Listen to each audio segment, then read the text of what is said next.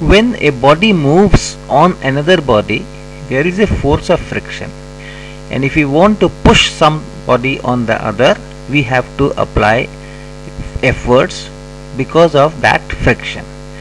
Now if the motion is of sliding type, where things rub each other, surfaces rub each other, in that case the friction is large and we also have to apply a large force.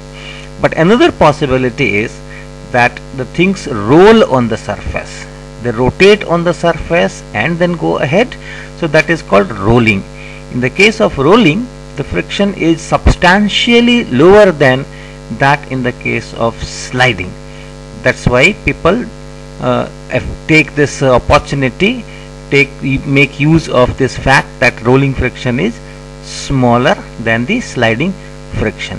In this particular experiment, we will be having a feel of that.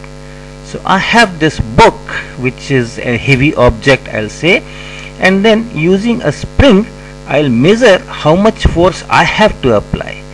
So I am now, this is a sliding motion, the book is on the table and it will just slide. So see, the entire spring has been stretched to its maximum length, more than 500 grams of reading, then only it slides. I have to apply a large force, more than 500 grams. The entire spring is stretched, the whole length, maximum length, that is stretched. After that the book starts sliding.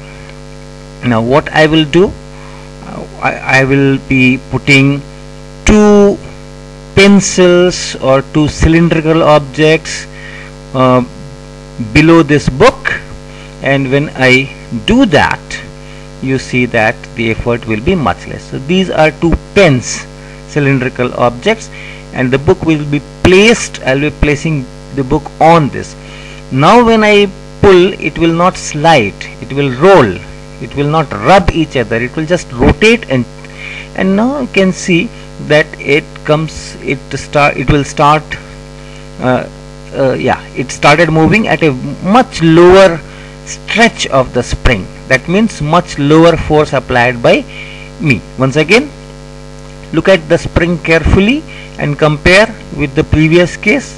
Last time it was stretched to its full length, and this time it is stretched to a much smaller length. See, here itself it slides, and if I read, that is around 150 grams or so, and previously it was more than 500 grams or so.